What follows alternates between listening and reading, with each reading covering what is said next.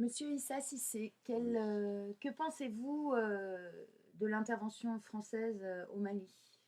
Et l'intervention française au Mali, c'est ce que j'ai dit chaque fois, je le regarde dans le fond et non vraiment dans le présent, parce que les relations entre la France et le Mali, elles ne datent pas d'aujourd'hui, c'est une longue histoire. Et quand on regarde aussi, après les indépendances, que ces pays-là, le Mali précisément, a répondu vraiment à l'appel de la France lorsque vraiment la France était sous l'occupation nazie. Et aujourd'hui, à 130 ans, et qu'aujourd'hui aussi, que l'appel du président intérimaire malien Diongounda Traoré a lancé un appel vraiment au président français pour montrer vraiment le désarroi du peuple malien face vraiment à un ennemi envahisseur, que le président français n'a pas tardé une seconde à répondre oui, en sachant que vraiment il y a une longue histoire entre le Mali et la France, à aller intervenir sur le territoire malien. C'est le fond qui m'intéresse et ce geste vraiment elle est loyable et elle doit être saluée. C'est ce que j'ai dit, la grandeur d'un chef d'État, elle n'est pas sa taille, mais c'est sa largesse d'esprit. Quand on est grand, on est large d'esprit. Et ce comportement que le président français a aujourd'hui lui met vraiment au rang des grands hommes vraiment sur cette terre. Donc la France et le Mali sont des pays frères. Qu'est-ce qu'on apprend au Mali à l'école? Le Mali et la France, c'est des pays frères. On apprend la langue française au Mali. Et l'administration malienne est structurée par vraiment des structures françaises, Sur le modèle, sur le modèle ouais, français. ouais. Donc, raison pour laquelle j'ai dit et le Mali est une ancienne colonie française. Et cette ancienneté doit marquer toute l'histoire entre le Mali et la France. Donc ce sont deux pays très liés Ce sont deux pays très très liés, qui effectivement, justifient l'intervention. qui justifient l'intervention vraiment des militaires français au nord du pays. Le conflit n'est pas terminé, il y a encore beaucoup de choses à faire, mais on parle déjà d'élections au Mali. Presque au printemps ou au début de l'été 2013. Vous en pensez quoi, vous, monsieur Cissé? Et quand on regarde les élections au Mali, effectivement, ça a été annoncé vraiment par le gouvernement du président intérimaire que le 13, le mois de juillet 2013, que les élections auront lieu.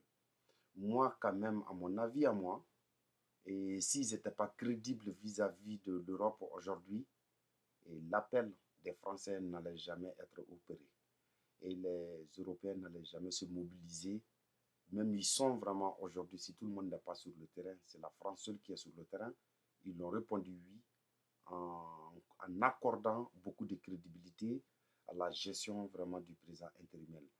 Et aujourd'hui, je vois du mal que ce monsieur, ce président et son gouvernement vont essayer vraiment de laver leurs mains aux destinées de la nation malienne en anticipant une organisation d'élections au Mali aujourd'hui. Et alors que les deux tiers du pays là, de ce pays, est sous occupation de l'ennemi. Et aujourd'hui, Kidal, Taoudeni, Tessalit et Aguelok et plus vraiment beaucoup d'autres localités au nord du Mali sont sous occupation et les armes continuent vraiment à parler. Et moi, j'aimerais bien qu'aujourd'hui, que ceux qui prennent du recul essaient de voir les choses en face, que les choses s'accalment au Mali et qu'il y a plus de paix et de réconciliation aujourd'hui au pays, que la date des élections soit reculée, repoussée pour que vraiment il y aura une élection crédible, démocratique, que la nation malienne puisse s'exprimer librement pour aller choisir un président qui pourra vraiment eh, prendre la destinée de ce pays. Et Une, que, une élection organisée à la va-vite, c'est pour encore instaurer un gouvernement à la va-vite qui ne serait pas en mesure d'assurer vraiment la destinée de ce pays-là. oui, que les Maliens aient déjà le temps de s'organiser, que les villes dévastées aient le temps de réorganiser des élections correctement, mais aussi que les Maliens aient le temps de la réflexion pour ne pas retomber dans les mêmes choses. Dans les mêmes choses que de ne plus élire vraiment un président par complaisance, parce que c'est ce qui est, quand tu regardes Je vois l'organisation des élections 2013, c'est ce que je me suis dit. C'est des candidats aujourd'hui qui sont au Mali, qui n'ont rien à foutre vraiment avec l'intérêt de ce pays, qui ne pensent qu'à eux et à leurs proches.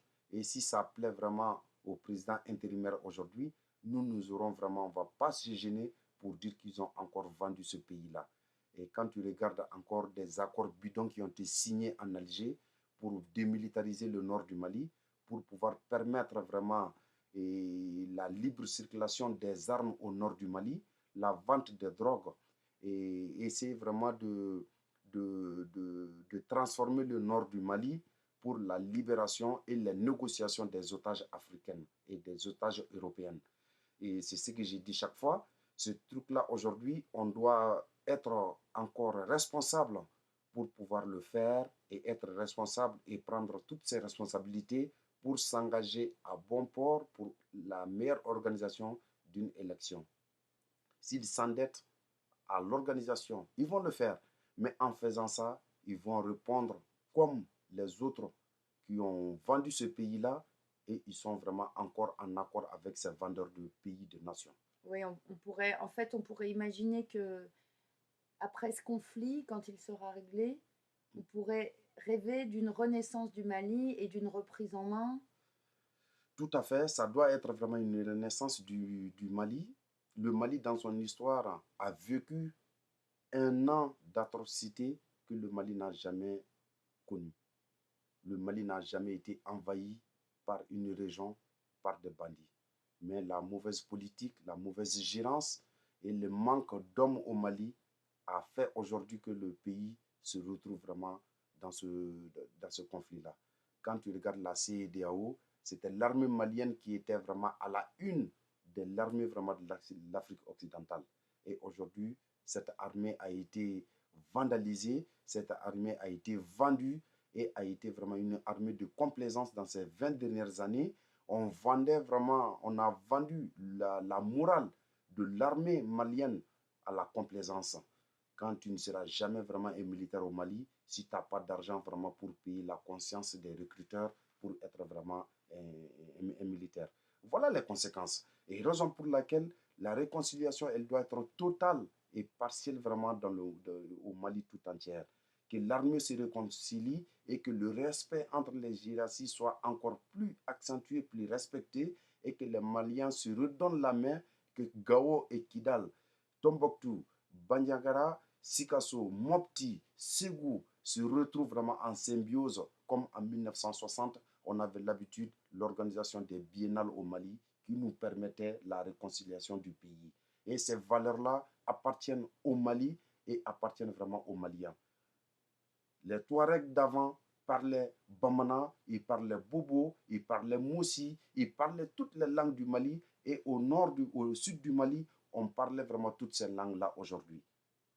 Et ça a été vraiment toujours, il y a eu toujours des conflits pour la rébellion au Mali, mais ces conflits n'ont jamais dégénéré comme ils sont aujourd'hui, parce qu'on a voulu vendre ce pays pour permettre à l'envahissement vraiment de ce pays-là. Tout l'armement de Kadhafi se sont retrouvés au nord du Mali et la vente des drogues, la transaction vraiment, le commerce illicite, le développement de ça.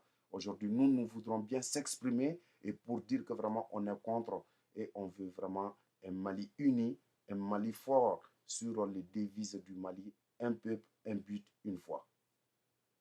Donc, ce, cette situation et cet horrible conflit avec ces barbares pourrait être l'occasion de reprendre le Mali en main et de retravailler sur les bases même du Mali et les fondements du pays malien. Tout à fait. Effectivement, ça doit être comme ça parce que quand tu regardes aujourd'hui, de 1950, de 1960, 50, de 50 à 60, la population du Mali a dépassé 4 millions, de 4 millions a dépassé aujourd'hui à plus de 14 millions en 2012. Vous voulez dire qu'en 50 ans, la population a plus que triplé? La population a plus que triplé vraiment en 50 ans. Et une région est très petite aujourd'hui, vu le nombre d'habitants au Mali, 14 millions d'habitants au Mali, pour qu'une raison, un secteur, se dit vraiment qu'il est prêt vraiment à la division du Mali. Il n'en est jamais question. Donc ça veut dire le Mali est un et indivisible. Donc le nombre des Maliens qui sont là aujourd'hui, personne n'est pour vraiment de telles idées et de telles divisions au Mali. Donc là, c'est la mauvaise politique, le gangrenage des idées, la vente et l'achat des consciences et la corruption qui peut engendrer vraiment de telles révoltes vraiment au cœur vraiment des uns et aux autres.